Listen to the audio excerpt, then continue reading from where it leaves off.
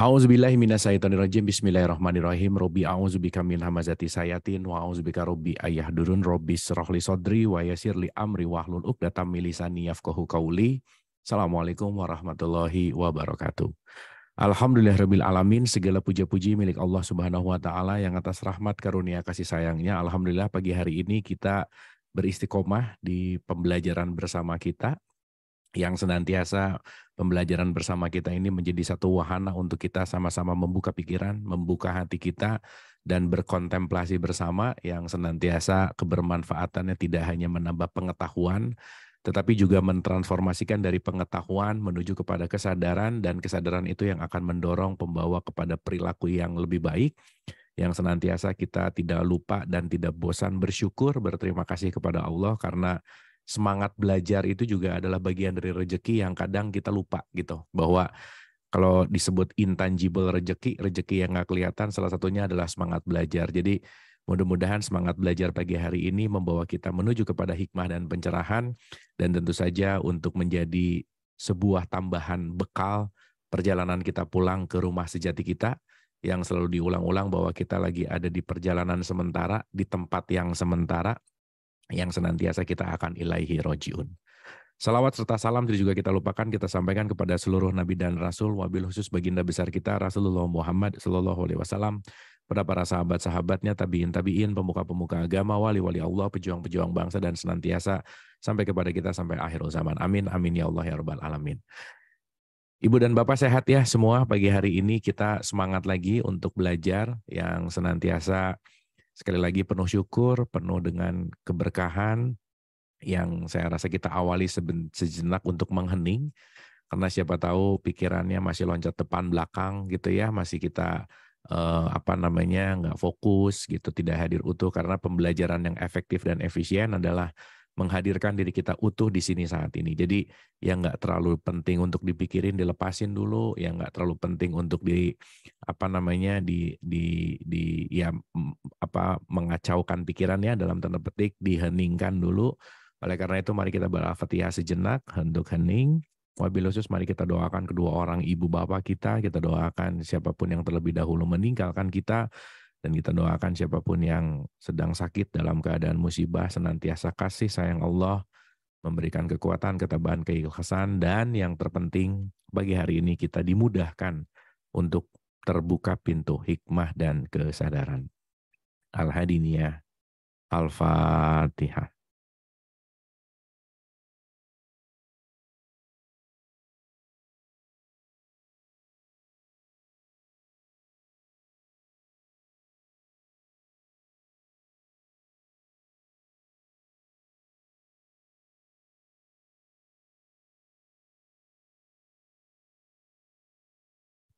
Amin, amin, amin ya Allah ya Rabbal alamin. Terima kasih Ibu dan Bapak. Dan saya selalu mendisklaimer di awal bahwa saya bicara bukan mau ceramah gitu ya. Ini bukan ceramah, bukan tausiah, bukan mau mengajari, bukan mau menggurui apalagi gitu. Tetapi seperti biasa spirit kita adalah belajar bersama. Spirit kita adalah sama-sama mau membuka pikiran, membuka hati kita, karena kita sadar sebanyak-banyak yang kita tahu, lebih banyak yang kita nggak tahu. Oleh karena itu penting sekali untuk melepaskan yang lama untuk membaru, untuk mengupdate, dan untuk selalu meregulasi sesuatu hal yang kita terima, sesuatu hal yang baru gitu ya. Karena dengan penerimaan kita akan berkembang, dengan penerimaan kita akan bertumbuh. Oleh karena itu mari kita sama-sama kosongkan gelas, mari kita sama-sama mempersiapkan kesadaran kita, pendengaran, penglihatan, dan hati kita untuk kita sinkronisasi dalam pembelajaran bersama ini. Baik, Ibu dan Bapak yang dirahmati Allah, kita udah banyak bahas bahas banyak gitu ya. Dan saya rasa ini pertemuan pertama after Idul Fitri gitu ya, setelah Lebaran gitu. Jadi mungkin masih relate meskipun Syawal udah lewat gitu ya, meskipun ini justru sebentar lagi kita akan masuk kepada Zulhijjah, kepada haji gitu. Tetapi saya rasa relevansi dari pembelajaran ini nggak berhenti gitu ya. Kita tahu bahwa Ramadan itu bukan 30 hari gitu. Bulan Ramadannya iya 30 hari gitu. Jadi Meskipun kita udah lebih sebulan lepas dari bulan Ramadan, ya seyogianya spirit Ramadannya jangan hilang gitu. Makannya tetap diatur gitu ya, minumnya juga gitu. Dan ini keseluruhan ini menjadi bagian yang penting karena semua ritual pada dasarnya adalah membentuk perilaku kita yang baru gitu. Jadi kalau ritual tidak membentuk perilaku yang baru, berarti nggak ngerti-ngerti amat melakukan ritualnya gitu. Maka ritual itu kenapa sih dilakukan berulang-ulang? Karena kita pun membentuk diri kita tuh juga berulang-ulang gitu. Maka nanti ketika kita bicara tentang otentik, Ibu dan Bapak, ini penting untuk disadari gitu. Makanya kenapa di Idul Fitri itu ada minal aizin wal faizin gitu. Yang mentang-mentang karena habis itu tulisannya mohon maaf lahir dan batin, jadi aja suka diartiin minal aizin wal faizin, yang artinya mohon maaf lahir dan batin. Nggak nyambung gitu ya sebenarnya. Nggak ada nyambung-nyambungnya gitu sebenarnya. Dan poin pentingnya itu bukan hanya satu kebiasaan, bukan hanya suatu tradisi, bukan hanya suatu hal yang harus gitu ya, bukan sih sebetulnya, tetapi penuh dengan kesadaran. Maka saya rasa di yang udah puluhan tahun kita belajar gitu ya, mudah-mudahan kelas kita nggak hanya di kelas baca, hatam gitu. Apalagi cuman mengingat, baca, hatam, jadi kebiasaan gitu. Tetapi di dalam semua apapun yang kita pelajari pasti ada energi perubahannya. Maka kenapa Quran disebut cahaya? Karena intinya bukan tulisannya tetapi energi dari tulisannya. Pandai membunyikan Quran belum tentu menyerap energi isinya Quran. Makanya orang yang rajin baca Quran belum tentu perilakunya membaik gitu. Tapi ya nggak apa-apa ya. Mau ngerti mau enggak, at least waktu baca Quran nggak ngomongin orang juga udah bagus gitu ya, Ibu dan Bapak ya, nggak apa-apa gitu. Tapi yang jauh lebih baik lagi adalah once kita mendalami isinya, menyelam isinya, sehingga kita tidak hanya pandai membunyikan, tetapi juga dari bunyi masuk ke dalam paham, dari paham masuk ke dalam kesadaran, dari kesadaran menjadi perilaku gitu. Maka once Quran hanya di mulut, belum tentu menjadi akhlak dan perilaku. Itulah kenapa Quran selalu mengatakan alif lam ra tilka ayatul kitabil mubin inna anzalnahu Qur'anan arabiyyal la'alakum ta'qilun. Di situ pentingnya untuk menggunakan akal gitu. Gitu ya. Sementara ketika dibunyikan dan dibunyikan, akalnya jangan-jangan nggak dikasih nutrisi gitu. Ya, sayang gitu ya. Oleh karena itu, kita akan membahas keotentikan fitrah Idul Fitri dalam perspektif hakikat, yang mudah-mudahan kita akan bisa mengambil pelajaran ini bukan hanya dari tahu, nambah data, nambah pengetahuan, tapi yang paling terpenting itu adalah perenungannya, Ibu dan Bapak. Makanya kenapa sih Nabi Muhammad mengatakan merenung sejenak, bertafakur sejenak itu lebih baik daripada ibadah ratusan tahun gitu. Kenapa? Ibadah tanpa perenungan nggak akan ada perubahan. Karena rata-rata orang ibadah sekarang tuh kebiasaan aja sih gitu. Sholat kebiasaan, puasa kebiasaan, umroh kebiasaan, haji kebiasaan. Itu hanya mengikuti trending topik misalnya, hanya mengikuti mayoritas gitu, hanya mengikuti apa sih yang lagi tren itu diikutin gitu. Tapi ya itu tadi, nanti kita akan mengerti betapa pentingnya ada kesadaran dari apa yang kita lakukan. Karena mulai direnungkan lagi ya Ibu dan Bapak, banyak hal yang kita lakukan per hari nggak pakai niat.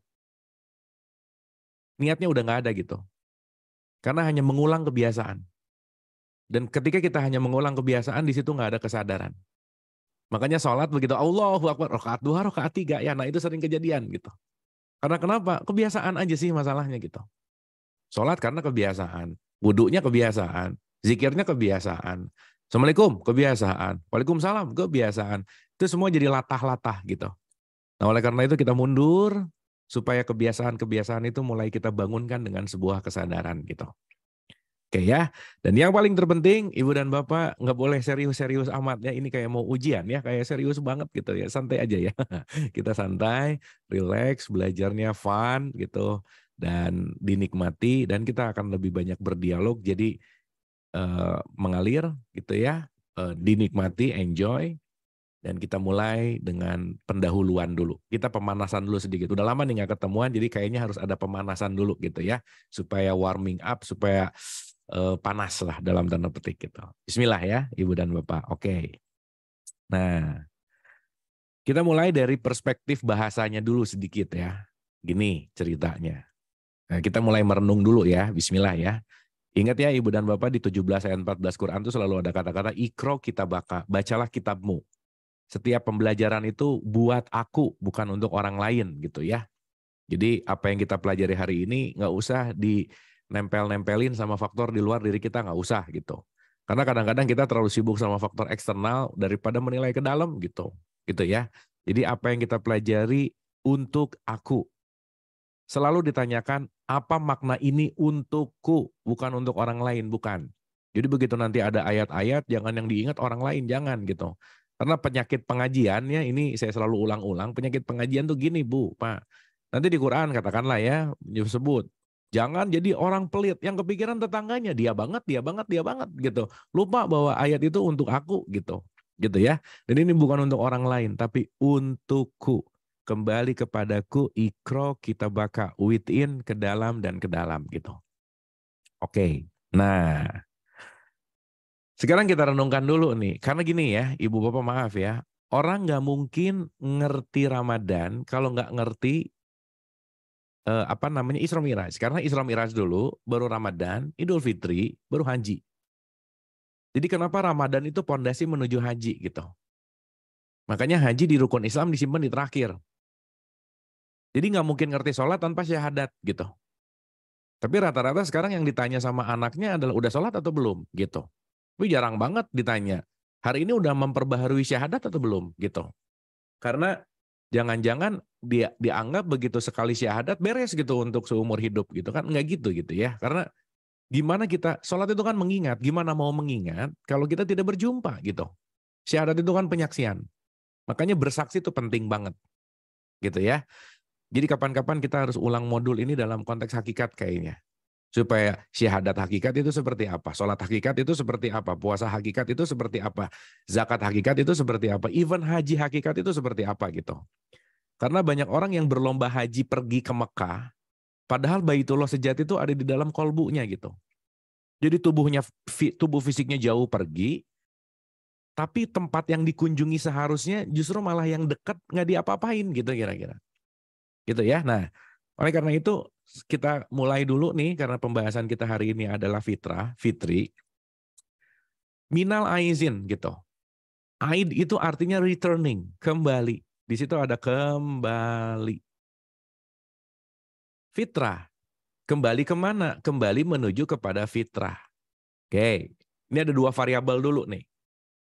Penting untuk kita renungkan dalam konteks variabel ada kata kembali dan ada kata fitrah. Berarti kalau ada kata kembali, sesuatu yang dikembalikan. Nah, fitrah ini ada beberapa perspektif. Satu, sering orang menyebutnya suci, benar, nggak salah. Tapi kalimat yang tepat, kata yang tepat, definisi yang lebih tepat, fitrah itu artinya original atau asli. Gitu. Berarti Ibu dan Bapak kalau kita disuruh kembali kepada yang asli, jangan-jangan kita ini semua palsu nih sekarang gitu intinya. Jadi intinya adalah melepaskan kepalsuan-kepalsuan untuk mengembalikan kita kepada sesuatu yang asli gitu. Gitu ya. Dan nanti kita mengerti bahwa banyak banget kepalsuan-kepalsuan diri yang kita anggap bahwa si palsu itu adalah yang original. Banyak banget kita menganggap bahwa yang palsu itu adalah sesuatu yang asli gitu. Maka nanti kepalsuan ini pakai bahasa sering disebut dengan yang namanya ilusi. Maka ada orang yang sekarang hidup dalam ilusi hidupnya. Gitu ya, dalam bahasa mungkin kalau kita mudahkan Ibu dan Bapak, ada hidup dan ada drama hidup, udah gitu aja. Jadi jangan-jangan tiap hari yang dikasih makannya dramanya gitu, bukan masalah hidupnya. Jadi hidupnya penuh dengan drama. Kenapa? Dia terjebak dalam ilusi, terjebak kepada sesuatu yang palsu gitu. Contoh aja, nggak usah jauh-jauh. Kullu nafsin zaikatul maut, hidup pasti mati. Lah, tujuannya kan innalillahi wa inna ilaihi roji'un. Dari Allah kembali ke Allah. Berarti pertanyaan sederhananya, kalau kita mau kembali, di sini kan sementara. Waiting room aja sih sebenarnya. Ayo, ini saya selalu ulang-ulang juga. Pertanyaannya bahwa pulang adalah tujuan hidupnya. Tujuan hidup kita itu adalah pulang ilahi roji'un. Coba saya mau nanya nih. Ibu-ibu di sini kira-kira udah mulai kangen pulang belum? Kan itu pertanyaannya ya, gitu. Gitu ya. Jangan-jangan nggak kangen gitu. Jangan-jangan betah di sini. Gitu. Nah, pertanyaannya adalah gimana kita mau kangen pulang, gimana kita mau menuju pulang ketika ketika kita terlalu betah di tempat yang sementara gitu. Kenapa? Ketukar masalahnya. Yang sementara diabadikan, yang abadi disementarakan gitu. Yang ada expirednya dicari mati-matian, yang justru malah long lasting, akhiratnya ya biasa-biasa aja gitu. Makanya kan sering kita ulang-ulang ya, Ibu dan Bapak, jangan terlalu sibuk mencari sesuatu yang pada akhirnya nggak bisa dibawa pulang gitu. Ayo, kesibukan kita sehari-hari ini nyari apa sih sebenarnya? Nyari yang sementara kah? Atau nyari yang selamanya kah gitu? Kan itu penting untuk kita renungkan gitu. Berarti semakin kita mencari yang sementara, semakin kepalsuan-kepalsuannya makin tebal gitu. Semakin kepalsuan-kepalsuannya makin banyak gitu. Makanya nanti di haji ada kurban. Disuruh disembelih gitu. Artinya salah satu pemaknaan penyembelihan itu kan adalah sembelihlah kepalsuan-kepalsuan dirimu gitu intinya. Yang jangan-jangan kamu menggunakan kepalsuan-kepalsuan ini yang kamu anggap bahwa itu adalah diri sejatimu gitu intinya.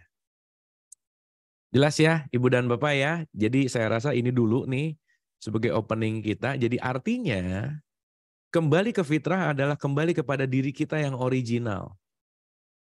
Kembali kepada diri kita yang asli gitu. Makanya Ramadan itu satuan waktu, 30 hari loh. Berarti satuan waktu ini, waktu yang saya rasa, Ibu Bapak saya ulang-ulang juga ya, bulan Ramadan tuh latihan loh.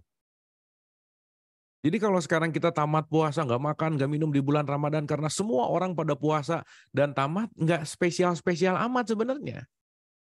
Justru puasa Ramadan yang sejati, perang sesungguhnya dalam tanda petik, itu 1 Syawal. Orang lain mulai nggak puasa, saya masih puasa gitu. Apalagi bangga banget gitu ya di bulan Ramadan puasanya tamat. Kenapa? Alhamdulillah puasa saya tamat. Kenapa? Karena nggak ada warung yang buka gitu. Wah, ya iya wajar lah dia tamat puasanya. Orang nggak ada warung yang buka gitu ya. Nggak ada toko yang buka gitu. Jadi agak aneh gitu kalau saya mau puasa, warungnya disuruh tutup dulu. Terus tantangannya di mana gitu. Nah justru the best of the best adalah saat ini nih. Semua warung buka, semua orang makan, masih puasa nggak gitu.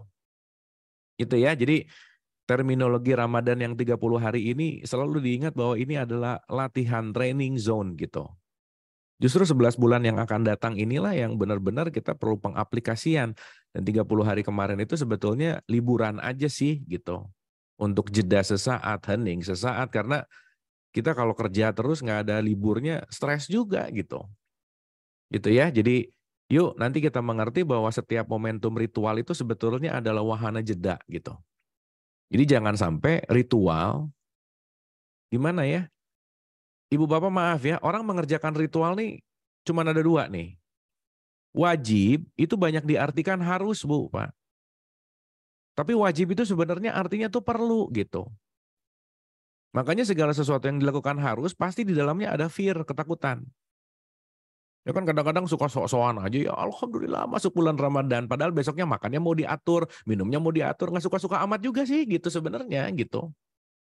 Gitu ya, karena dalam konteks ketika kita mengalami ritual itu adalah harus, pasti nggak enjoy melakukannya gitu.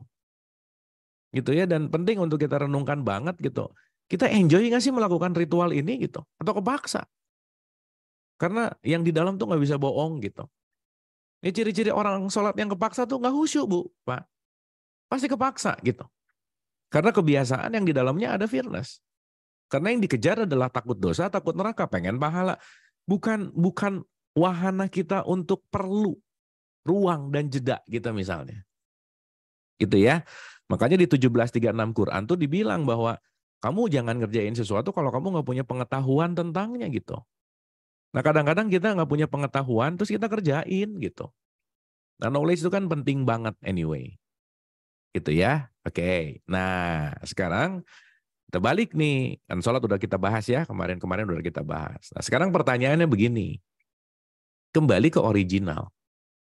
Coba kita mulai renungkan lagi. Syahadat aja dulu. Ibu Bapak, kata pertama syahadat apa sih?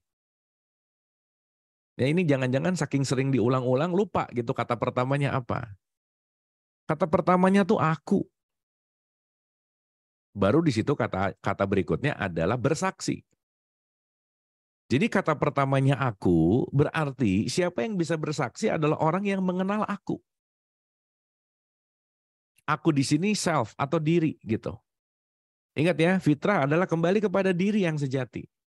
Di sini ada dua variabel lagi nih, diri sejati. Gimana mau kenal diri sejati kalau nggak kenal diri dulu gitu. Makanya kenapa sih statement man arofa nafsah fakot arofa robah, mengenal diri, mengenal Tuhan. Dan nanti kita mengerti bahwa setiap pembelajaran kehidupan, at the end, pembelajaran ini hanya mau mengajarkan kita untuk mengenal diri lebih baik gitu.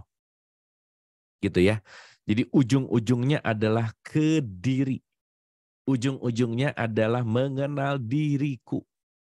Maka faktor paling esensial dalam hidup itu adalah diri. Makanya ibu bapak maaf ya, jangan terlalu sibuk mencari kasih sayang di luar diri kita. Nggak akan dapat. Jangan mengandalkan siapapun di luar diri kita. Nggak bisa juga, kecewa udah pasti gitu. Karena kenapa? Di 7,8 miliar manusia sekarang yang bisa mencintai diri kita sendiri itu cuma diri kita sendiri. Seutuhnya gitu. Makanya kembali kepada diri. Nah maka kalau orang nggak mengenal diri, pasti jadi nggak percaya diri. Itu masalahnya. Jadi nggak percaya diri, jadi banyak nyari validasi keluar gitu. Banyak nyari validasi keluar tanpa ada nalar, diiyahin. Jadi percaya gitu kira-kira. Akhirnya hidupnya banyak menurut katanya pokoknya, menurut katanya pokoknya, menurut katanya pokoknya. Segala sesuatunya menjadi data menurut katanya pokoknya, bukan experience atau pengalaman yang dialami langsung gitu. Jadi intinya adalah pokoknya katanya menurut katanya pokoknya. Termasuk mohon maaf ya, pengalaman Tuhan tuh kebanyakan diceritain dan didongengin Bu, Pak. Dari luar semuanya gitu. Sehingga tidak mengalami Tuhan gitu. Makanya antara percaya Tuhan dan mengalami Tuhan ini dua hal yang berbeda. Orang bisa sholatnya rajin, tapi belum tentu mengalami Allah gitu. Kenapa? Karena dia melewati kesadaran, dia melewati pengetahuan. Kenapa? Dia hanya melakukan sesuatu yang perlu diulang-ulang, yang dia anggap bahwa ketika melakukan sesuatu yang perlu diulang-ulang dalam bentuk syariat atau ritual, itu adalah bentuk bagaimana dia menghambakan diri kepada Tuhan. Ya nggak apa-apa sih, pada level tertentu gitu. Akhirnya apa? Sholatnya cuma jadi olahraga. Puasanya cuma jadi olahraga, kembali ke fitrahnya cuma jadi jargon gitu. Cuman menjadi sesuatu yang monumentalnya secara upacara, ritual, seremonial gitu. Gitu ya. Nah, oleh karena itu, once kita mengawali kembali kepada fitrah, nggak bisa enggak nih. Kita penting banget untuk kembali dulu ke diri. Ya, jadi pelan-pelan Ibu dan Bapak, dan nanti mulai kita sadari bahwa diri kita tuh banyak palsunya gitu. Nama yang palsunya pelan-pelan dilepasin lah. Dan yang hanya bisa melepaskan hanya diri kita gitu. Gitu ya. Faktor eksternal itu hanya mengingatkan, memberikan pesan, menjadi cermin untuk kita melepaskan kepalsuan-kepalsuan diri gitu kira-kira. Oke. Sampai sini oke Bu, Pak? Clear ya? Aman ya? Bisa didengar, bisa diikuti, dan oke, kalau suara udah mulai nggak bagus atau sinyalnya nggak bagus, tolong dikasih komentar di chatting gitu ya. Oke. Nah, berikutnya nih. Kembali ya. Bismillah nih. Di surat 32 ayat 9, nah kita ke Quran dulu sedikit. 32 ayat 9 tuh kalimatnya penting untuk kita elaborasi, Ibu Bapak. 32 ayat 9 tuh kalimatnya gini. A'udzubillahi minasyaitonirrajim, bismillahirrahmanirrahim. Sajadah ayat 9. Kalimatnya begini. Summa sawa'ahu wa nafakha fihi mirruhihi. Oke ya, pelan-pelan ya. Dia menyempurnakan dan meniupkan. Meniupkan. Di sini nggak ada kata-kata kholak, mencipta, ja'ilun, menjadikan, nggak ada loh. Tapi meniupkan.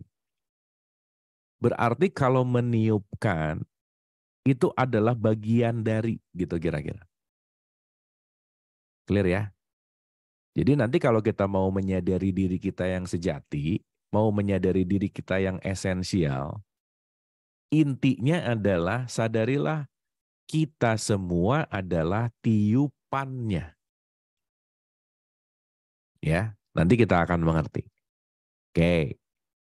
Dan dia menyempurnakan dan meniupkan ke dalamnya roh. Yang ditiupkan itu adalah roh. Roh adalah bagian dari percikannya. Jadi kalau Allah itu adalah lautan, kita adalah satu tetes dari lautan itu. Meskipun satu tetes, tapi bagian dari, itu intinya. Makanya kita nggak pernah bisa terpisah dengan Allah gitu. Jadi pertanyaan yang paling aneh adalah Allah di mana? Itu pertanyaan paling aneh gitu. Karena pertanyaan di mana masih banyak yang berpikir letaknya geografis. Sama seperti surga, mikirnya geografis. Neraka, mikirnya geografis. Akhirat, mikirnya geografis. Seakan-akan ada tempat yang letak namanya tuh surga gitu misalnya. Kan bukan. Gitu ya. Eksistensial keberadaan itu non-geografis gitu. Makanya kedekatan tidak terletak pada jarak. Gitu ya. Pasangan kita lagi dekat sama kita dan kitanya lagi marahan, kayak jauh Bu, Pak. Gitu. Karena bukan masalah berapa dekat jaraknya, bukan. Karena nanti kita akan menyadari bahwa kedekatan esensial berada dalam wilayah kesadaran. Bukan masalah letak geografisnya, tetapi concern kesadarannya gitu. Oke, kita renungkan nih. Kemudian dia menyempurnakan dan meniupkan ke dalamnya roh, dia menjadikan bagi kamu, baru menjadikan nih. Dari tiupan dijadikan pendengaran, penglihatan, dan hati. Gara-gara pendengaran, penglihatan, dan hati ini, kamu sedikit sekali bersyukur. Jadi hari ini banyak orang yang nggak bersyukur, kenapa? Nggak bisa memanage pendengaran, nggak bisa memanage penglihatan, nggak bisa memanage hati di sini, maksudnya fuada di sini artinya pikiran. Gitu ya. Jadi di Quran tuh kalimat hati banyak Bu, Pak. Ada kolbu, ada fuad, ada sir, itu diterjemahkan pakai hati. Tapi in terms ayat ini salah satunya adalah pikiran gitu. Sampai sini oke ya. Makanya yang membuat kepalsuan diri salah satunya adalah tidak bisa memanage pendengaran, itu nomor satu. Makanya kenapa waktu wudhu kuping dibasuh Bu, Pak. Karena kuping adalah, pendengaran adalah faktor paling esensial untuk menjadikan diri kita. Itu faktor pendengaran. Maka tidak bisa memanage pendengaran, oh udah. Semua mau penting nggak penting dimasukin aja ke dalam diri kita. Even maaf ya, urusan rumah tangga orang yang kita nggak kenal, kita tahu Bu, Pak. Gara-gara tidak memanage pendengaran.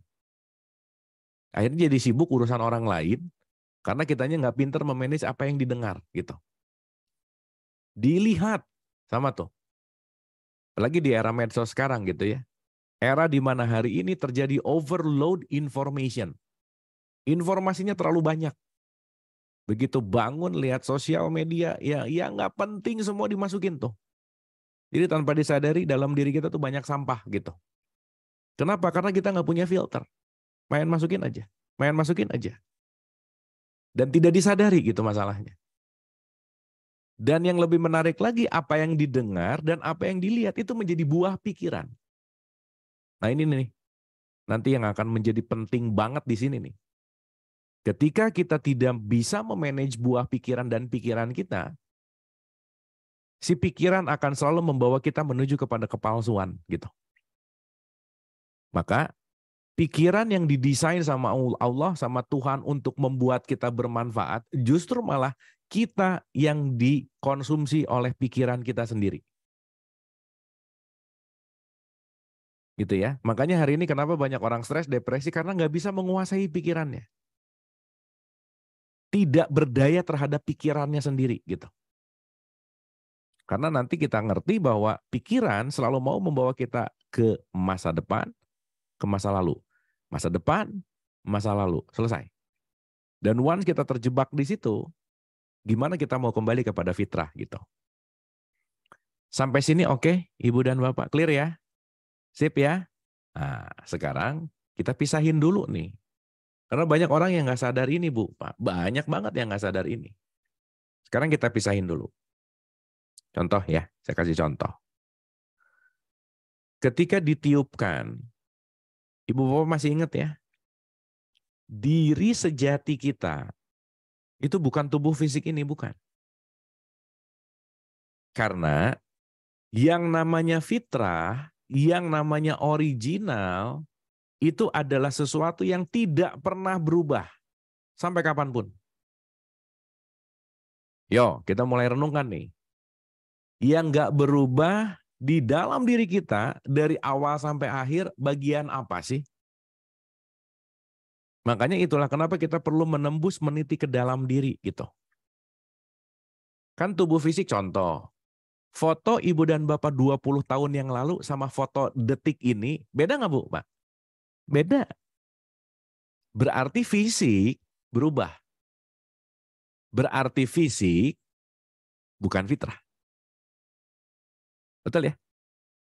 Tapi sekarang berapa banyak orang yang sibuk dengan fisiknya, yang suatu saat nanti si fisik ini pasti expired gitu. Makanya kan jokes yang kemarin-kemarin ya, ya sibuk skincare sih, tapi soul care-nya nggak ada gitu misalnya. Ya jangan juga gitu.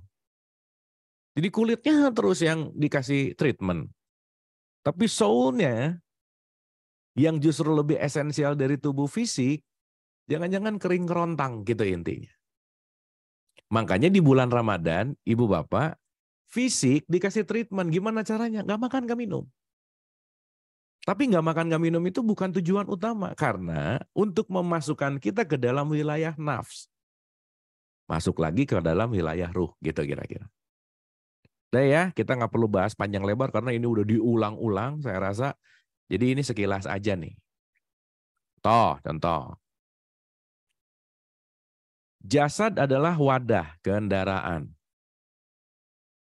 Jelas ya? Jasad itu wadah kendaraan, udah.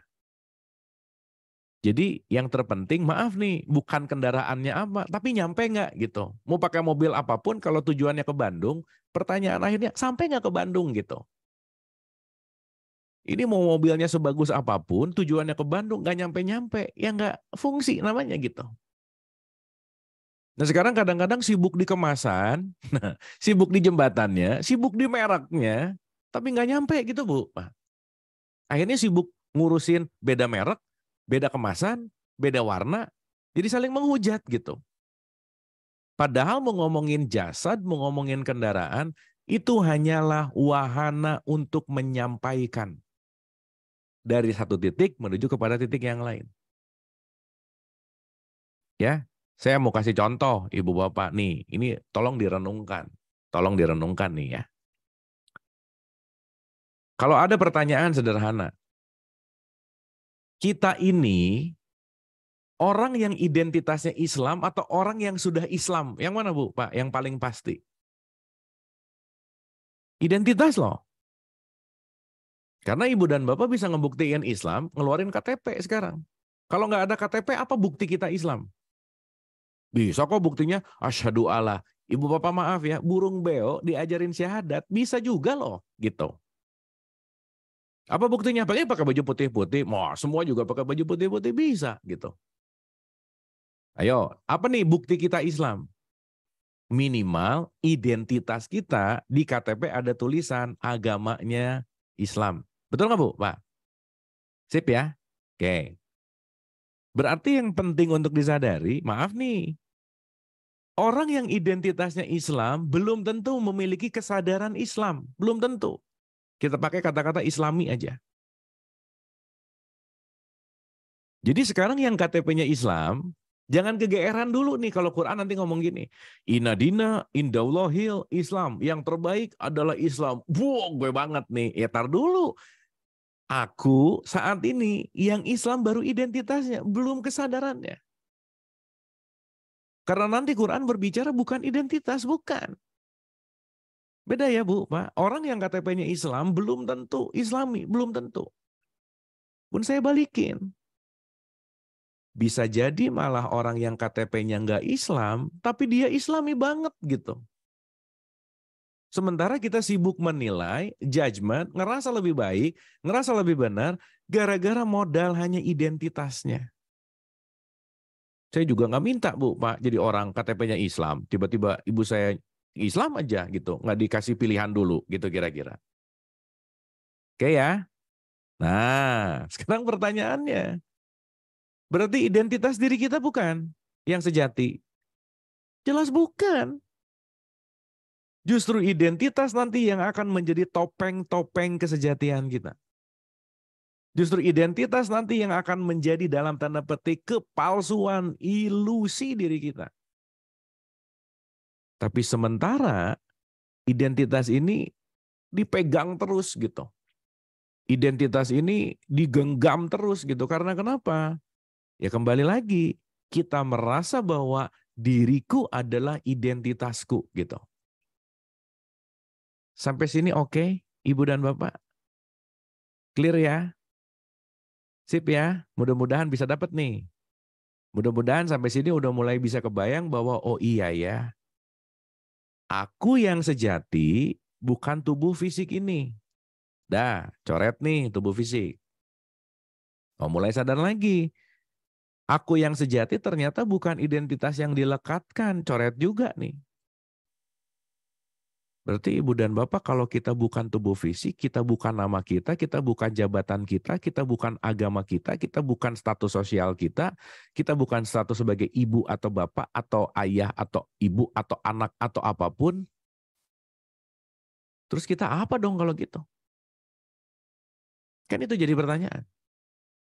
Kalau kita semua dilepasin semua faktor-faktor ilusinya,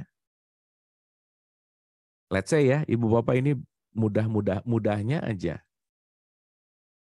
Kita kalau nggak pakai tubuh fisik ini, nggak pakai nama ini, nggak pakai kendaraan ini, terus apa dong kita? Itulah yang disebut tadi dikatakan ruh. Jadi pada dasarnya kita ini semua adalah ruh yang dikasih kemasan. Gitu ya. Pada dasarnya kita ini adalah esensi yang diberikan wadah. Untuk gampangnya, aduh ini nyebut merek nggak apa-apa ya. Aqua dan Amidis misalnya. Kalau orang udah ngerasa bahwa itu adalah aqua dan itu adalah Amidis, lupa dua-duanya adalah mineral water gitu Bu. Lah Ibu Bapak waktu beli minuman kan bukan beli merek ya. Tapi saking itu udah nempel mereknya, jadi kemana-mana mesennya, Mas Aqua 2 gitu. Yang mau datangnya Amidis kayak Le Mineral kayak nggak masalah. Kenapa? Di mindsetnya merek identitas sudah merasa seperti sesuatu yang esensi gitu kira-kira. Dapat ya Ibu Bapak ya? Jadi kalau sekarang masih berantem urusan merek, nah Idul Fitrinya kurang sukses gitu. Beda merek berantem, beda warna ribut gitu. Berarti Ramadannya nggak serius-serius amat gitu. Sholatnya juga nggak khusyuk-khusyuk amat gitu. Kenapa? Karena identitasnya masih menjadi sebuah belenggu gitu. Masih menjadi sesuatu hal yang dipegang terus gitu. Nah justru Ibu Bapak nanti kita akan sadari gitu ya. Salah satu pelajaran penting dalam hidup adalah melepaskan kemelekatan identitas gitu. Karena ketika kita melekat kepada identitas, kita akan benar-benar akan hidup dalam sesuatu yang ilusi sekali gitu. Dunia banget gitulah kira-kira. Sip ya. Fase 2 ini mudah-mudahan bisa dimengerti. Saya rasa Ibu Bapak kita pemanasannya cukup, baru kita masuk nih ke esensinya. Oke ya. Mudah-mudahan udah warming up, udah mulai oke nih, udah mulai bisa inline, udah mulai bisa direnungkan lagi, mana diri ilusiku, dan ini perlu dilatih Bu, Pak. Nggak bisa kalau nggak dilatih. Maaf ya, semua pembelajaran tidak akan jadi apa-apa kalau kita tidak melatihnya. Itu ya. Dan itu nggak akan jadi apa-apa kalau kita tidak melakukannya dalam keseharian tuh nggak, udah deh. Makanya rajin ngaji, cuman ngaji sejam 2 jam, udah tapi itu nggak diaplikasikan. Udah minggu depan, bulan depan lupa lagi yang dibahas gitu ya. Penyakit pengajian ya. Udah bahas ini belum? Belum, baru bulan lalu padahal udah dibahas ya. Lupa lagi gitu. Kenapa? Karena tidak ada pengaplikasian latihan dalam keseharian. Jadi kalau bahasa sederhananya Ibu Bapak, mending kita bahas satu ayat yang diaplikasikan daripada tahu 1000 ayat cuman diem jadi pengetahuan gitu. gitu ya. Karena di situ nanti kalimatnya baligu ani walau ayah, sampaikanlah walau satu ayat gitu. Itu bukan letter luck kita tahu sampein satu ayat, bukan. Mending satu ayat dijadikan perilaku daripada 1000 ayat cuma jadi tahu gitu. Karena kalau cuma jadi tahu dia hanya nempel di pikiran. Tapi paham dan menjadi realisasi, ayat yang berubah menjadi perilaku gitu. Kalau ayat itu cahaya, begitu cahaya itu menjadi perilaku, maka perilaku kita juga jadi cahaya gitu. Oke ya, Ibu Bapak ya. Bismillah nih, baru kita mulai. Oke, sampai sini oke Ibu Bapak? Sip ya, Ibu Bapak nggak boleh serius-serius gini ya santai aja ya. Santai aja. Oke, relax, santai, jangan serius-serius. Eh, kalau yang nggak puasa boleh sambil cemil-cemil, boleh sambil minum, boleh gitu ya. Pokoknya get relax. Nah, ya, karena sesaat lagi kita perlu sangat relaksasi dalam pikiran kita.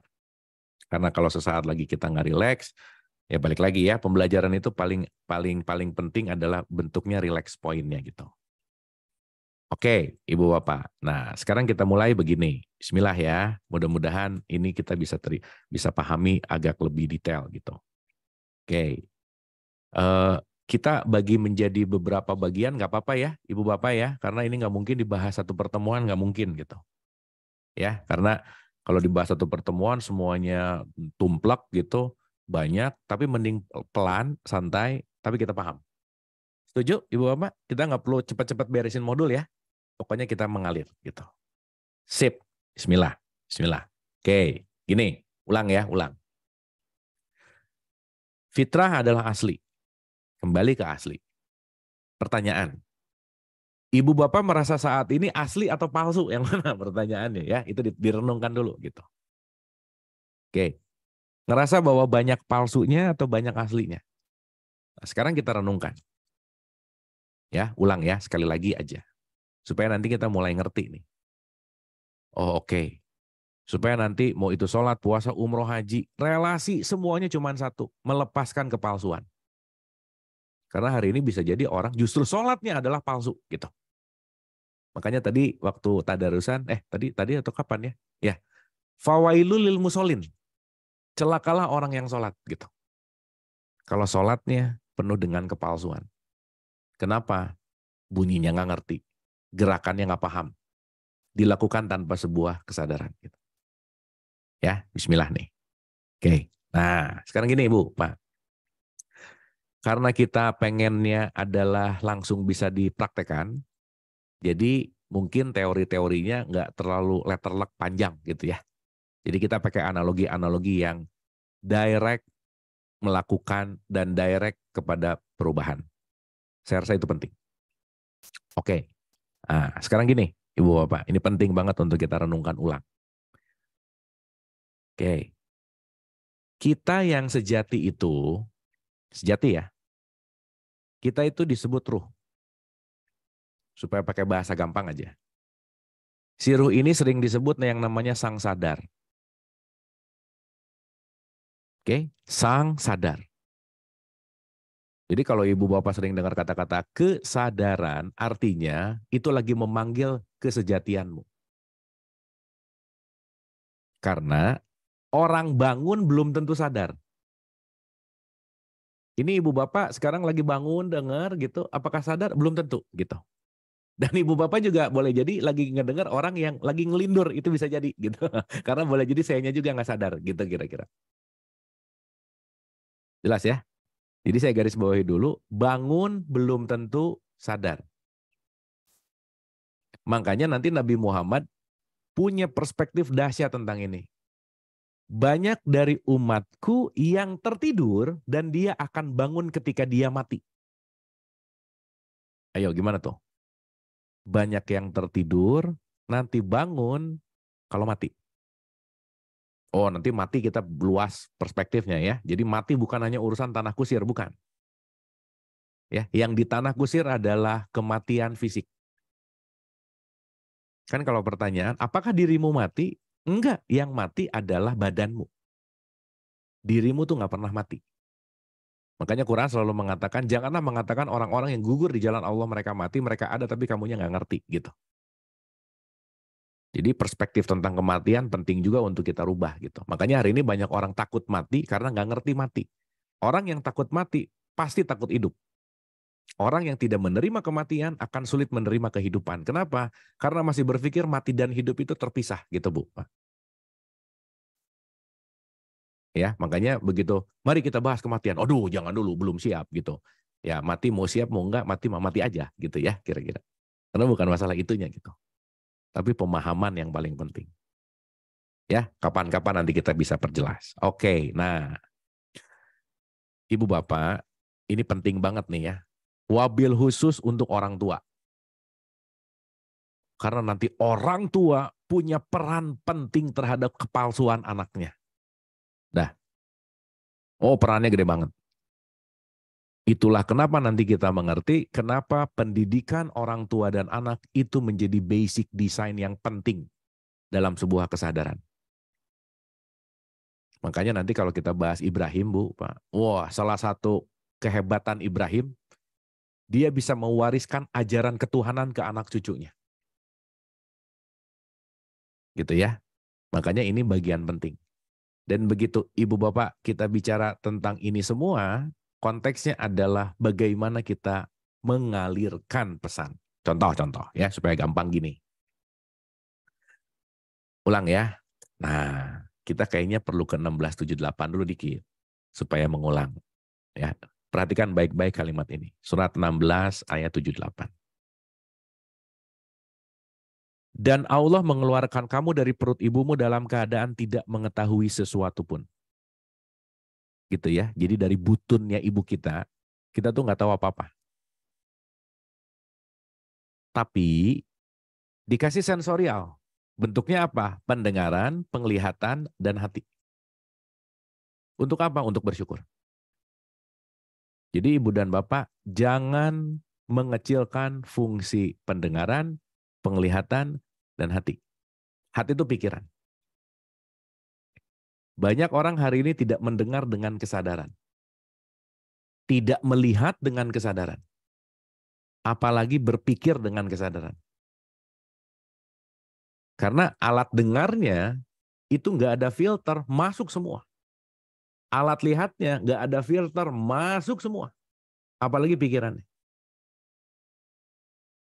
Gitu ya. Makanya yang akan menentukan filter itu faktor kita, diri sendiri. Itulah kenapa nanti kita mengerti, jangan berusaha pengen ngebenerin orang lain, ngeberesin orang lain, merubah orang lain, karena nggak bisa. Yang bisa kita lakukan adalah perbaikan diri dan impact-nya kepada orang lain. Maka semakin kita memperbaiki diri, semakin lingkungan sekitar kita baik. Karena nanti ini akan ada kaitannya dalam konteks yang namanya vibrasi, energi, frekuensi. Oke ya, mudah-mudahan sampai sini oke nih. Oke, ulang ya Ibu Bapak ya. Dan Allah mengeluarkan kamu dari perut ibumu, kamu nggak tahu apa-apa. Nggak tahu apa-apa. Oke, berarti ketika nggak tahu apa-apa, emang kita belum punya informasi tentang apapun, Bu, Pak.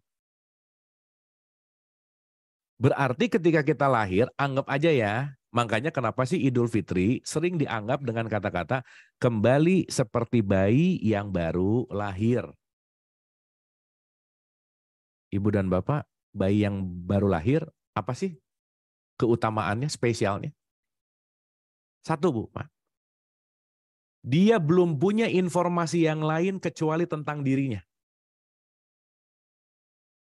Betul nggak? Dia belum punya informasi tentang benar salah, belum punya informasi tentang hitam putih, belum punya informasi tentang apapun kecuali tentang dirinya dan Tuhannya. Ibu Bapak saya mau nanya, ibu-ibu nih ya khususnya nih ya, ibu-ibu yang mengandung nih. Bayi di dalam kandungan, dia udah nendang-nendang perut ibunya. Berarti si bayi udah ada daya hidup belum kira-kira? Udah dong. Maka daya hidup itu namanya adalah ruh. Oke? Tapi pertanyaan saya, kira-kira si bayi nendang perut ibunya itu penuh emosi nggak? Enggak lah, orang dia belum punya emosi di situ. Makanya ibu bapak nggak ada tuh bayi yang kelihatan mukanya banyak pikiran. Ini bayi banyak pikiran banget ya, nggak ada bu. Pak, ini bayi stres ya, nggak ada gitu. Karena pure di situ.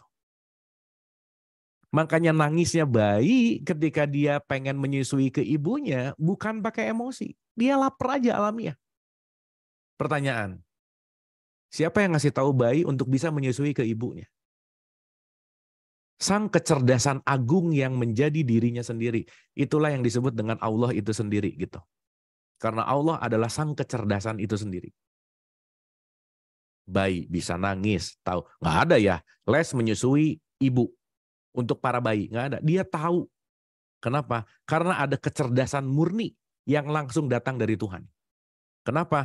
Karena pada saat itu masih pure, fitrah. Gitu kira-kira. Jadi ibu bapak perlu diingat ya, bayi nangis pengen nyusu ke ibunya, sama ketika nanti udah dia 4 tahun pengen beli mainan atau 5 tahun pengen beli mainan, nangisnya sama, tapi yang satu nangis asli, yang satu nangis pakai emosi gitu. Gitu ya. Berarti dari bayi meranjak ke dewasa, kebayang ya emosinya makin naik. Nangisnya makin beda gitu kira-kira. Jadi kalau sekarang kita nangis, kecenderungannya, maaf ya, emosi gitu. Bukan pure. Jadi ibu bapak maaf ya, jangan mengira ketika ada orang sholat, Allahu Akbar sambil nangis-nangis, gila khusyuk banget. Enggak, itu mah baru diputusin pacar kayaknya bu, pak gitu. Bukan itu poinnya gitu.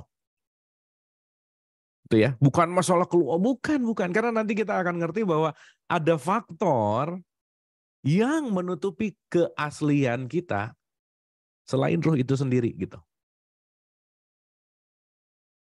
Sampai sini oke ibu bapak, clear ya. Cuman gara-gara si ruh jarang dikunjungi, jadi nggak kenal gitu aja. Kita berkunjungnya gimana ya? Berkunjungnya ke sesuatu yang fisik sih gitu. Nah, singkat cerita. Ya, ini kalau kita mau ngomongin dalam perspektif tasawuf, panjang banget Bu, Pak. Tapi udahlah, kita kan mau ngomongnya praktikalnya ya, supaya dapat gitu. Ya nggak usah jauh-jauh lah. Saya tahu 7 derajat jiwa dari mulai amarah, lawamah, mulhamah. Tahu tuh semua nama-namanya. Tapi nggak diaplikasiin juga buat apa gitu kira-kira. Gitu ya. Jadi mending kita masuk ke dalam perspektif aplikatif gitu. Ya, singkat cerita gini. Ulang ya. Aku tiupkan ruhku. Ini adalah sang ruh, sang sadar. Inilah fitrah. Si yang sejati. Oke? Pertanyaan. Si fitrah ini ketutup nggak Bu? Mak? Ketutup. Karena kita diberikan sensorial. Jadi ini faktor internal, ini faktor eksternal. Oke? Penghubung antara internal dan eksternal itu adalah sensis kita. Pendengaran, penglihatan, perasaan, perabaan, penciuman misalnya. 5. Ya pokoknya sensis aja ya, indera. Karena nanti ini akan membentuk sebuah yang namanya pikiran. Jelas ya? Nah, pertanyaan nih. Pertanyaan. Ibu dan Bapak, ruh itu kemasannya namanya jasad, tapi aplikasi hidup di antara ruh sama jasad namanya jiwa gitu. Udah ya, ini nggak boleh nanya lagi apa bedanya jasad, ruh sama jiwa. Ini kita udah puluhan kali kita ulang-ulang gitu. Artinya, si jiwa inilah yang nanti akan menjadi aplikasi hidup kita. Softwarenya. Jasad hardware, jiwa software. Ibu bapak lihat handphone, lihat komputer, Zoom, ini semua. Komputernya adalah hardware, Zoom-nya adalah software. Pertanyaan, yang bisa bikin hidup apa? Listriknya. Ini kita semua nggak ada listrik, nggak bisa nyala. Nah kadang kita lupa sama listriknya, sibuk sama softwarenya. Apalagi pengen memperbaiki software, tapi yang diurus hanya hardwarenya, nggak bisa gitu. Maka yang paling luar namanya syariat, di tengah-tengah namanya tarekat, di intinya namanya hakikat. Disatuin namanya jadi ma'rifatullah gitu. Jadi kalau kita main-mainnya di syariat terus, nggak apa-apa sih, tapi levelnya di situ-situ aja. Naik dong ke sini. Naik ke level 2. Oke sih, tapi naik ke sini dong. Ke sini, di level 3. Nah, puncaknya adalah mengenal. Oke ya, makanya nanti semua dari mulai syahadat sampai haji, intinya adalah menaikkan level kita gitu. Jadi Ibu Bapak, kita kasih perspektif dulu ya. Perjalanan haji adalah perjalanan dari jasad menuju ruh. Udah itu sederhananya. Karena Baitullah yang sejati bukan di Mekah tetapi di dalam kolbu kita. Makanya Nabi Muhammad mengatakan kolbun mukmin Baitullah. Jadi orang yang syariat haji belum tentu dia masuk ke dalam hakikat haji. Karena boleh jadi cuma nyari identitas gelar H atau HJ di depan namanya gitu. Anyway ya, Ibu Bapak, Nabi Muhammad juga nggak punya gelar haji di depannya. Nggak ada. Haji Muhammad, nggak ada gitu. Bu, Pak. Jadi penentu haji atau tidaknya seseorang tidak dalam konteks gelar haji atau hajahnya. Meskipun berangkat ke sana juga penting sih gitu. Nah nanti pentingnya seperti apa kita akan paham. Dikotori oleh faktor eksternal. Nih, si faktor eksternal tuh mengotori aplikasi kita. Jadi Ibu Bapak maaf ya, maaf banget nih. Yang pertama kali mengotori kesucian ruh anaknya adalah ibu bapaknya. Oke? Makanya Nabi Muhammad bilang gini, yang menjadikan anak ini Yahudi dan Nasrani atau Majusi adalah ibu bapaknya. Dan kita ngerti bahwa Yahudi, Majusi, Nasrani ini bukan ngomongin agama, bukan. Tapi sifat. Yahudi adalah materialistik banget. Nasrani adalah taklid kepada sosok banget. Majusi egois banget misalkan. Itu semua ngomongin sifat, bukan ngomongin identitasnya, bukan. Oke ya. Secara sederhana, semua kita terlahir sebagai manusia, Bu, Pak. Manusia itu adalah level atau zatnya. Makanya beda antara orang dan manusia itu beda. Makanya ibu bapak kalau ketemu orang baru di pasar atau di mall, ketemu baru banget. Nggak ada yang nanya gini, ibu manusia mana? Nggak ada. Tapi yang ditanya, ibu orang mana? Betul nggak Bu? Pak? Karena kenapa? Orang berbicara identitas. Manusia berbicara hakikat. Jadi ibu bapak maaf ya.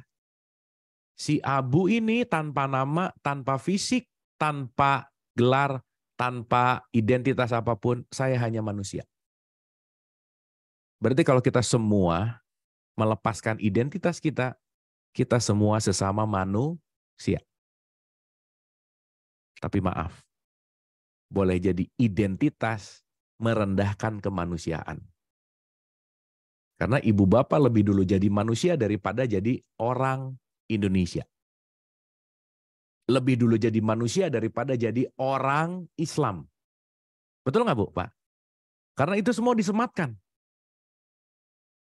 Lebih dulu jadi manusia daripada menjadi orang beragama. Jadi kalau hari ini agama merendahkan kemanusiaan, there is something wrong di situ.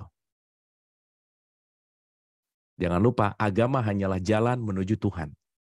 Jembatan menuju Tuhan.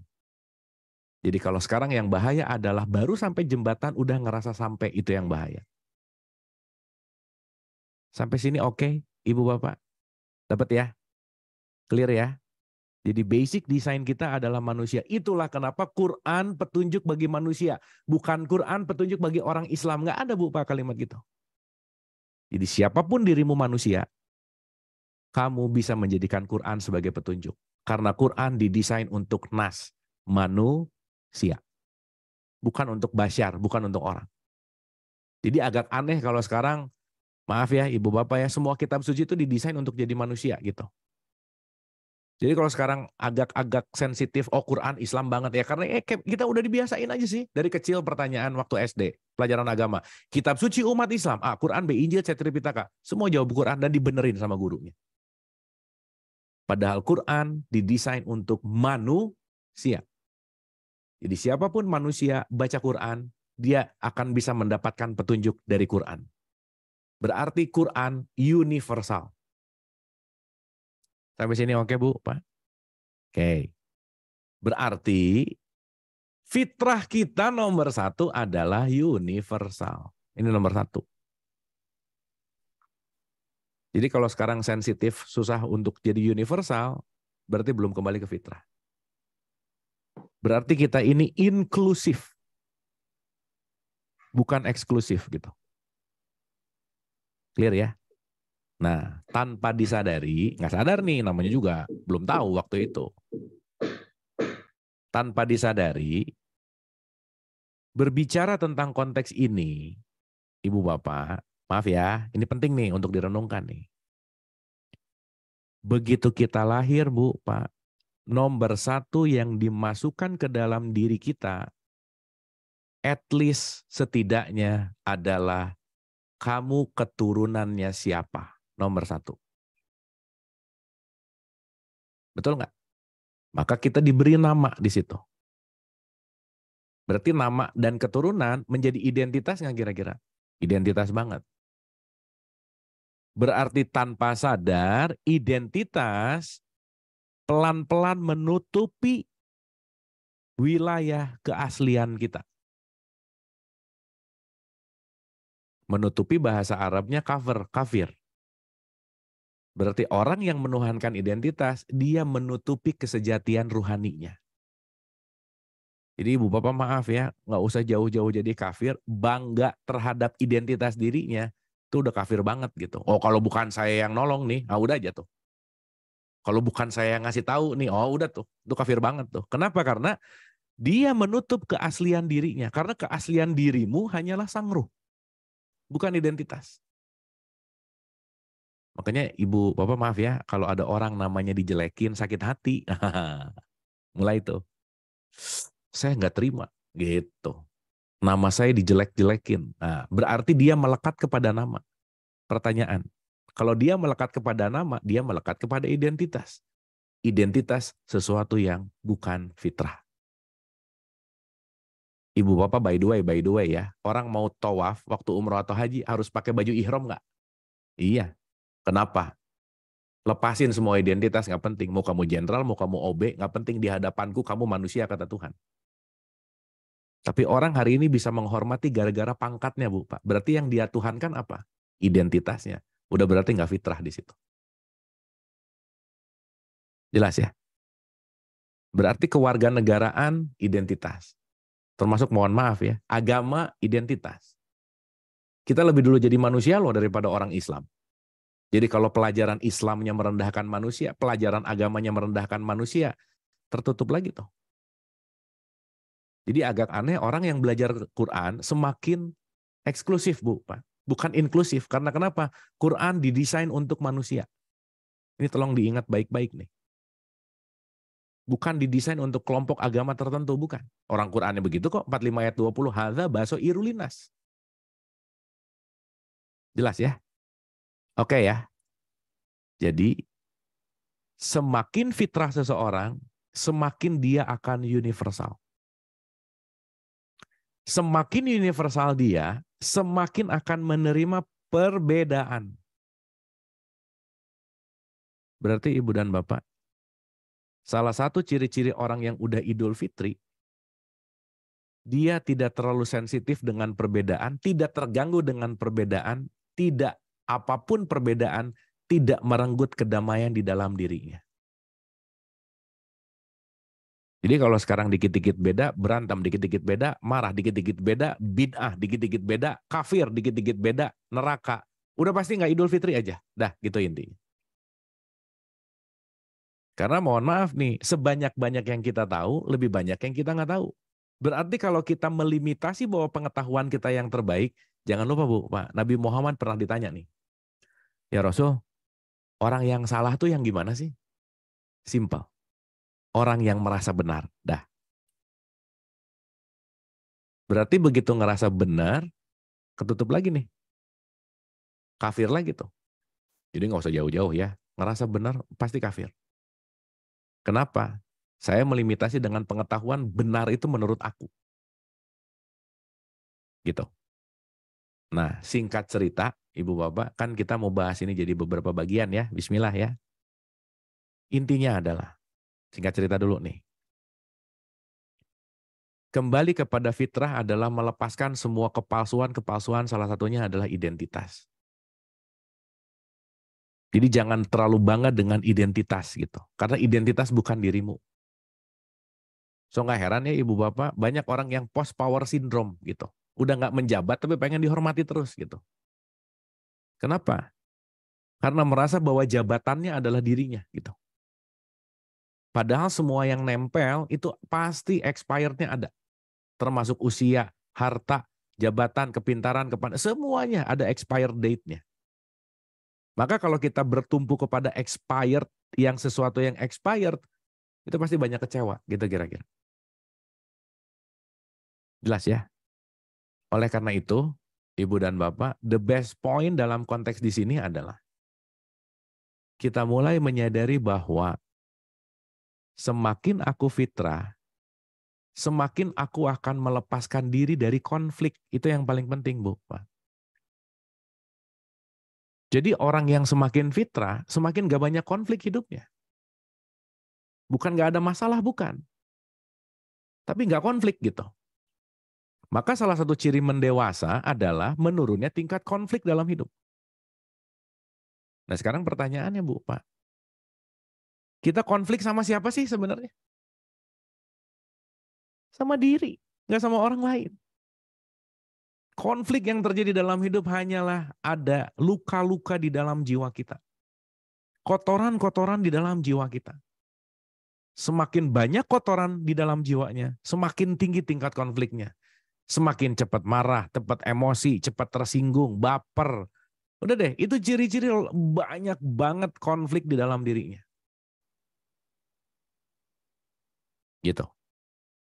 Nah, oleh karena itu, Ibu Bapak yang dirahmati oleh Allah, di tahapan awal ini, seenggaknya gitu ya, seenggaknya gitu. Apa yang kita sadari dalam Idul Fitri, bukan hanya menjadi tradisi gitu kira-kira. Jadi poin inti per hari ini untuk kita sadari, insya Allah ya Ibu Bapak kita akan bahas ini dalam beberapa bagian. Siapa yang Idul Fitrinya sukses adalah orang yang semakin dewasa dalam menghadapi kehidupan. Dah intinya ini. Karena semakin meniti ke dalam diri, semakin menuju kepada kesadaran, semakin kita menjaga jarak dengan benar salah. Semakin kita menjaga jarak dengan penilaian. Jadi Ibu Bapak maaf ya, mau makan ketupatnya lah banyak kek, opornya banyak kek, enak banget, Idul Fitrinya gimana banget, puasanya oke banget, tapi masih banyak menilai faktor eksternal, judgment, nggak fitrah dia. Karena salah satu yang akan menurunkan tingkat kedewasaan adalah terlalu banyak menilai, judgment. Beda dikit, salah. Beda dikit, bid'ah. Ingat ya Ibu Bapak, berbeda belum tentu salah. Dan begitu kita melepaskan diri dari judgment, begitu kita melepaskan diri dari menilai, tingkat kedewasaan kita akan naik.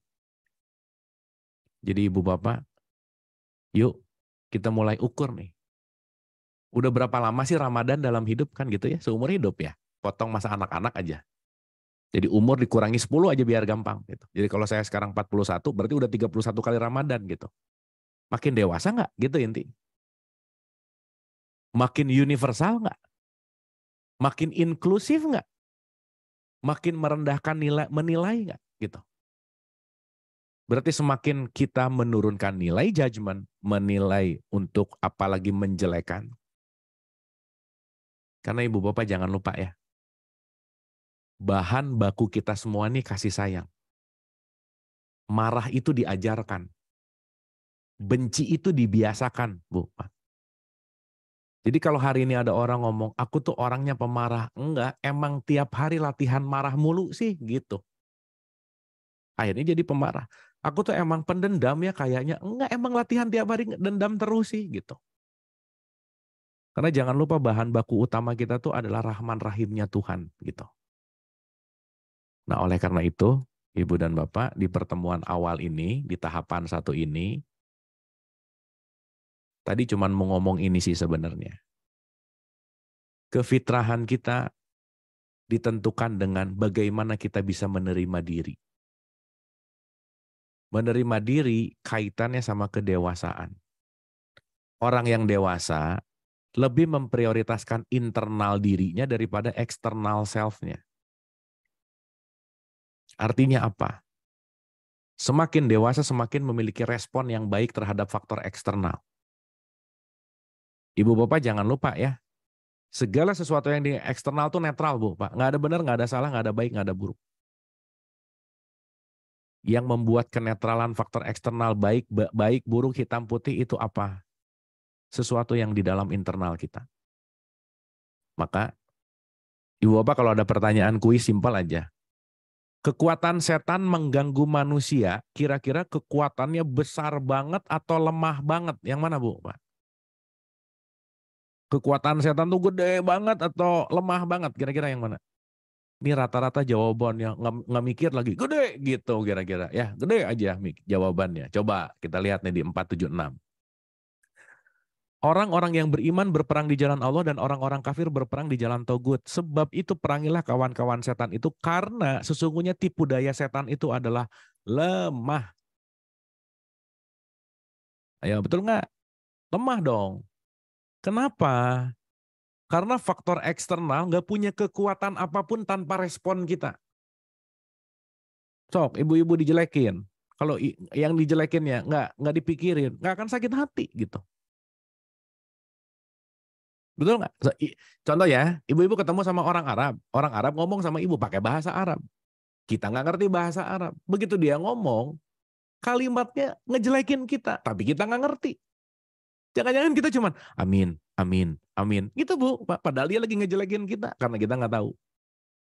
Tapi begitu tahu artinya, kita bisa sakit hati. Berarti mau sakit hati, benci, iri, dengki, nggak ada kaitannya sama faktor eksternal. Tergantung bagaimana kita meresponnya. Jadi ibu bapak, ini yang pengen saya ceritain di awal sih sebenarnya. Siapa orang yang kembali ke fitrah adalah orang yang selalu memperbaiki respon terhadap realitas. Karena respon itu yang akan menentukan kualitas hidup kita gitu. Makanya saya relatekan sama Ibrahim, Bu, Pak. Ibu Bapak pernah dengar nggak Ibrahim kuat dibakar api? Pernah dengar ya? Kan dongeng gitu. Ya, secara dongeng gitu. Nggak pernah ngeliat langsung gitu. Tapi kan Quran di surat 18 ayat 54 dikatakan perumpamaan semuanya. Jadi maksudnya gini, Bu, Pak. Ini Ibrahim nih. Ibrahim kuat dibakar api, mau dikomporin dari luar, dijelekin, direndahkan, di apapun, faktor eksternal tidak membuat ketenangan damai di dalamnya Ibrahim. Dia tetap stay cool di dalam. Jadi dia mau dilempar api apapun dari luar, enggak ngaruh. Kenapa? Di dalamnya damai. Jadi poin pentingnya Bu, Pak, jangan terlalu banyak nyalahin setan, Bu, Pak. Setan tuh cuma ngajak. Dan kekuatannya lemah banget. Tapi respon kita lah yang penting untuk kita latih. Karena kalau kita tidak merespon apapun dalam tanda petik dengan sesuatu yang buruk, segala sesuatu yang datang ke kita akan menjadi petunjuk gitu. Dan nanti kita ngerti bahwa setiap yang datang ke kita, itu pasti tukang posnya Tuhan yang lagi mau ngasih pesan penting ke kita. Maka fokus di pesannya, bukan di siapa yang datangnya. Karena setiap yang datang ke kita, pasti mau membawa pesan. Maka belajarlah untuk menerima pesan, belajarlah untuk membaca pesan, disitulah yang disebut dengan yang namanya Iqra gitu. Itu dulu Ibu Bapak, saya rasa untuk pengantar kita, pengantar ya, ini baru pengantar nih, kita bicara baru ya beberapa persen lah, tapi mudah-mudahan pengantar pagi hari ini ada sesuatu yang memantik kesadaran kita, itu yang terpenting. Karena yang jauh lebih penting sekali lagi ya, Ibu Bapak, bukan masalah taunya, bukan masalah hafal, bukan masalah kita membaca, mengulangi, bukan itu gitu poinnya. Tetapi menjadikan ini semua sebagai bahan kontemplasi dan kita jadikan ini sebagai sebuah pengalaman. Yang terpenting adalah pengalamannya. Kalau udah pengalaman Ibu Bapak, udah nggak perlu lagi validasi dari faktor eksternal gitu. Nggak perlu lagi dalil untuk menyebutkan gula itu manis karena udah nyobain gulanya. Kalau udah tahu rasanya manis, that's it. Disitulah kita sebut Shadaqallahul Azim gitu. Oke ya, Ibu Bapak, saya kembalikan dulu ke Ibu moderator. Silakan, Bu. Ya, baik. Terima kasih Kang Abu ininya tausiah lah ya kita bilang. Tausiah. Mungkin ada yang ingin bertanya, saya persilakan untuk melambaikan tangannya. Ya. Silakan Ibu. Silakan, Bu Yanti, mangga. Ya, Assalamualaikum, Kang Abu. Waalaikumsalam. Silakan. Saya tanya atau apalah terserah ini. Gini, Kang Abu. Tadi kan kita itunya kembali ke fitrah ya, kembali ke fitrah. Lalu kita itu berada di kesadaran yang mana mulainya dari tadi waktu kita lahir, Kang Abu bilang. Begitu kita lahir, kita dimasukkan oleh identitas-identitas apapun, oleh pengajaran-pengajaran oleh orang tua kita gitu ya. Nah, ingat nggak kalau menurut saya ya, pada saat kita remaja itu ya, kan tadi bahwa kebaikan dan keburukan itu nggak ada gitu ya. Tapi menurut pengalaman saya di usia-usia tertentu waktu kita remaja tuh kita sedang mencari suatu kebenaran, sedang membedakan yang mana sih yang benar, ini benar apa ini salah ya.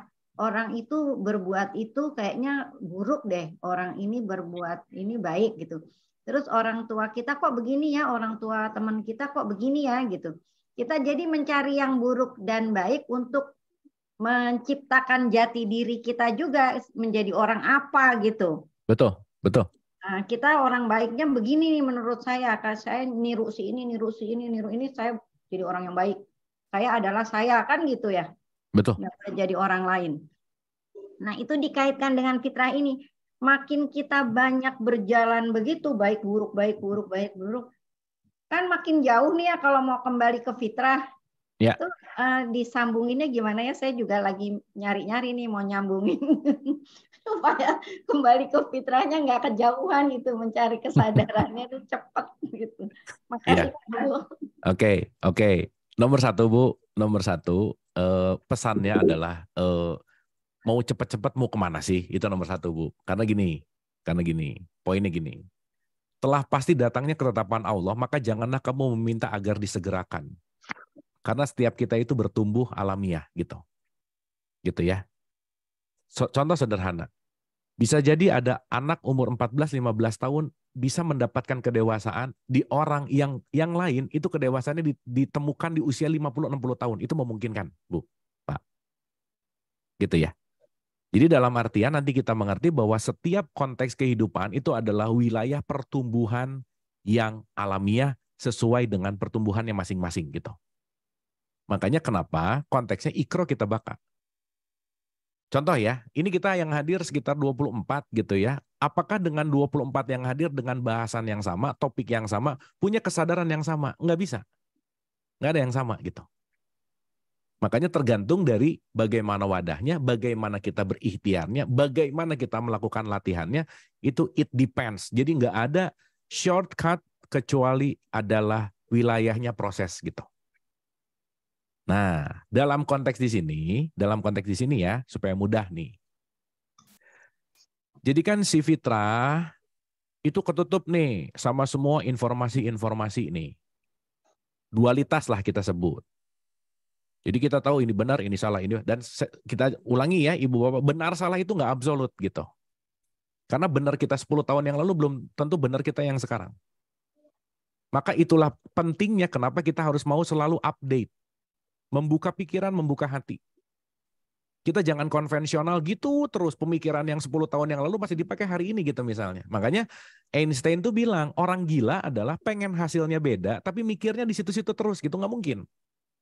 Makanya kita perlu konteks yang namanya dinamis. Dalam bahasa Quran dinamis disebut fayakun. Kun fayakun, terjadi terus. Maka hidup adalah proses pembelajaran. Kita sebut school of life gitu kira-kira. Dulu tahu benar salahnya begini, oh iya. Sekarang tahu benar salahnya begini, oh iya. Terus banget. Makanya ketika kita diisi oleh data-data gini, gitu ya, diisi, pembelajaran kita sekarang justru kembali nih. Makanya tawaf itu berlawanan sama jarum jam. Yuk kita pulang nih sekarang ke sini. Gitu kira-kira. Sampai akhirnya dapat ke titik yang awalnya gitu. Nah, titik perjalanan kembali, titik perjalanan tawaf kita pulang, itu semua berdasarkan apa? Semua yang sudah menjadi pengalaman, dialami. Maka setiap pembelajaran apapun, Ibu Bapak maaf ya, Ibu Bapak sekarang dapat banyak pelajaran, misalkan, itu baru data loh Bu, Pak. Baru data nih. Karena data ini nggak akan jadi apa-apa sebelum diproses menjadi kesadaran. Contoh, harapannya selesai ngaji ini jadi nggak lebih pelit gitu misalnya. Kan itu latihan. Ibu Bapak maaf ya, nggak tiap langsung pengajian jadi orang sabar, nggak bisa. Karena mau jadi orang sabar harus ketemu orang nyebelin gitu kira-kira. Nggak mungkin gitu. Nah, dalam konteks di sini berkaitan sama pertanyaan tadi, artinya nih, kita sekarang lagi mau menuju ke sini. Terus menuju. Berarti kan kita kalau mau menuju ke sini, kita mau kembali kepada kesejatian, kita merelakan untuk benar atau salah yang selama ini kita ketahui, untuk dilepaskan gitu. Makanya bahasa sekarangnya jangan baperan gitu. Jangan ngerasa paling benar, jangan ngerasa paling ini itu. Kenapa? Karena apapun yang datang berikutnya itu bisa menjadi suatu informasi untuk mengupdate kita. Makanya jangan lelah untuk selalu belajar, gitu intinya. Jadi kalau kita bicara terlalu jauh, Bu, Pak, emang jauh banget gitu. Cuman kita sadar kita mau pulang. Dan ada orang yang nggak sadar mau pulang, akhirnya menjauhkan diri terus. Makanya disuruh tawaf gitu. Ayo dong pulang, balik tawaf gitu. Nomor satu mau tawaf apa? Identitas yang lama dikurangin dong gitu. Identitas bisa melekat kepada ini, melekat kepada itu, dan seterusnya. Melekat kepada ilmu, melekat kepada materi, dan seterusnya. Dikurangin. Kenapa? Karena kita lagi meniti ke sini. Dan Ibu Bapak maaf ya, ini poin yang paling penting saya rasa. Poin yang paling penting saya rasa. Poin yang paling penting adalah semua wilayah manusia hanyalah dalam wilayah proses, Bu, Pak. Dan wilayah hasil itu hanya wilayah Allah gitu. Makanya kita jangan curi perannya Allah, nggak usah mikirin nanti hasilnya gimana, udah kita menanam aja. Karena Ibu Bapak maaf ya, at the end. Kalimatnya begini. Kepulangan kita ke Tuhan, kepulangan kita ke Allah bukan gara-gara ibadahmu, bukan gara-gara sedekah, sholat, puasa, umroh, haji. Nothing to do sama ini semua. Pulang kita ke Allah cuma ada satu, Bu, Pak. Karena kasih sayangnya Allah. Karena rahman rahimnya Allah gitu. Jadi hanya kekuatan kasih sayang Allah lah yang akan membawa kita pulang. Maka jangan pernah berserah dan putus asa kepada kasih sayangnya Allah gitu. Maka proses kita di dalam hidup adalah ikhtiar gitu. Makanya secara simpel 3953 keren banget statementnya Bu, Pak. Katakanlah hamba-hambaku yang melampaui batas, jelas ya. At least Ibu Bapak kalau kita sadar hari ini melampaui batas udah bagus. Hanya orang yang bisa sembuh itu hanya orang yang sadar kalau dirinya sakit, Bu, Pak. Jadi kalau sekarang dirinya nggak sadar sakit, nggak bisa disembuhin. Orang ngerasa fine-fine aja kok, gitu. Maka once di sini dikatakan, hai hamba-hambaku yang melampaui batas terhadap diri mereka sendiri. Janganlah kamu berputus asa dari rahmat Allah. Ibu Bapak, yuk. Jangan pernah putus asa dari kasih sayang Tuhan, kasih sayang Allah. Sesungguhnya Allah mengampuni dosa-dosa semuanya, sesungguhnya dialah yang maha pengampun lagi maha penyayang. Selalu dikatakan, Nabi Muhammad selalu mengatakan begini, Bu, Pak. Kasih sayang Allah selalu mendahului murkanya gitu. Jadi ketika kita stay in proses, nanam terus, nggak usah terlalu mikirin, ya Allah nanti aku husnul khotimah atau enggak ya, ya Allah nanti ini, udahlah gitu. Once kita berproses terus nanam, Bu, Pak, ada satu hukum. Kalau nanam melon, buahnya pasti melon. Dan ibu bapak nggak usah doa lagi begitu nanam melon. Ya Allah mudah-mudahan keluar buah melon. Nggak usah. Kenapa? Pasti gitu. Berarti di situ ada konsekuensi. Nah begitu kita mulai sadar terhadap konsekuensi, kita mulai sadar terhadap diri. Dan begitu kita sadar terhadap diri, kita mulai sadar terhadap proses. Makanya mencintai proses dalam bahasa Quran disebut istiqomah. Jadi yang terpenting adalah istiqomah. Mau jauh, mau dekat, dalam tanda petik, once kita tidak dalam tanda petik berputus asa terhadap rahmatnya Allah, semuanya dalam ongoing proses. Makanya ibu bapak kalau di bangunan, di atas kita tuh selalu ada kata-kata under construction. Nah gitu, kita tuh semua lagi under construction Bu. Lagi dalam perbaikan terus menerus. Makanya nggak usah banyak menilai keluar. Kenapa? Dia juga lagi under construction kok gitu kira-kira. Saya rasa gitu Bu Yanti. Ya, terima kasih Kang Abu. Atur nuhun, terima kasih. Pertanyaannya.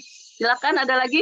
Sampai berapa lagi nih Kang Abu yang mau ditanya? Kayaknya kita sebentar lagi mau zuhur, 11.34 kayaknya oke ya. Oh itu Bu Yani silakan.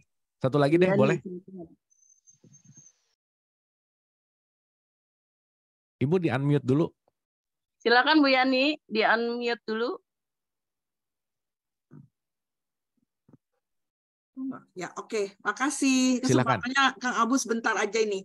Kan Kang Abu tadi kan ngomong ya, semakin kita fitrah, kita semakin tidak ada konflik, ya kan? Bukan baperan lah pokoknya gitu. Nah ini ada contoh kasus nyata nih, maksudnya saya takutnya nih gitu tadi nggak kembali ke fitrahnya itu. Nah gini kan misalnya saya kan sebagai salah satu di organisasi ketua di organisasi lah, satu organisasi gitu, kemasyarakatan organisasi wanita. Kemudian kita ada punya kegiatan berolahraga di satu tempat. Itu sudah berjalan lama gitu. Tetapi saya mendengar daripada orang yang istilahnya dipercaya sebagai pimpinan wilayah lah ya, pimpinan wilayah di mana kita tempat gitu itu, dia menyebutkan bahwa tidak mengakui kegiatan kita di situ, istilahnya tidak direstui lah, tidak diridoi gitu loh. Buktinya berpidato bahwa tidak ada kegiatan itu gitu loh. Aku bilang kan, saya bilang kaget, loh kok kenapa ya kok kita nggak disebut sebagai kegiatan di wilayah tersebut gitu. Soalnya dulunya kan saya kan di situ gitu, jadi meneruskan aja gitu, terus dia ganti jadi begitu. Terus ini baperan nggak ya? Terus kita bilang gini, kita nggak enak nih, kita nggak direstui kayaknya di sini, kita cari tempat lain deh. Ini maksudnya nggak enak kalau soalnya gini-gini. Terus akhirnya nyari tempat lain, terus akhirnya kita pindah lah gitu. Terus ada orang-orang juga menyesali, loh kok pindah ya gini-gini ya, soalnya ternyata gini-gini. Nah itu tuh Kang Abu, apakah termasuk kita baperan, terus udah gitu kita menjadikan konflik, padahal si yang penguasa di daerah itu tuh ya udah nggak apa-apa, tapi kita nggak diakuin gitu loh sebagai kegiatan di situ gitu. Nah menurut Kang Abu tuh gimana tuh? Ya balik lagi sih Bu, kan poin utamanya konflik itu kan ada ketidaksinkronan antara satu pihak dengan pihak lain kan, intinya kan begitu gitu.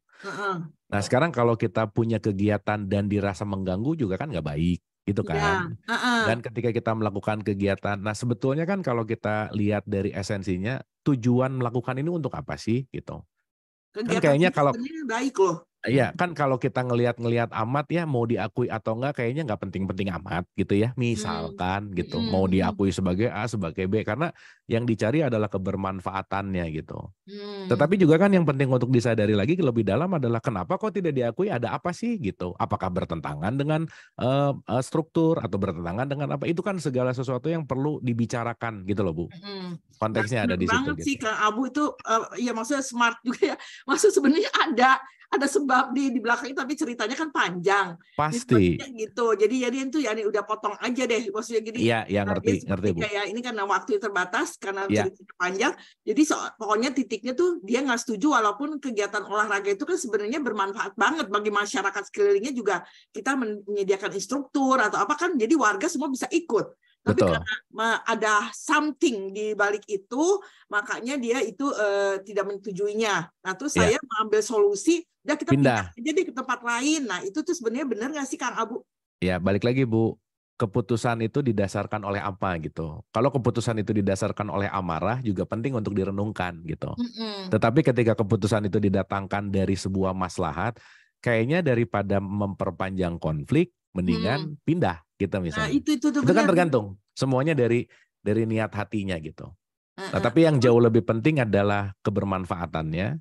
Dan yang paling penting adalah bagaimana tetap menjaga hubungan baik dari semua pihak. Saya rasa itu sih Bu, yang paling penting.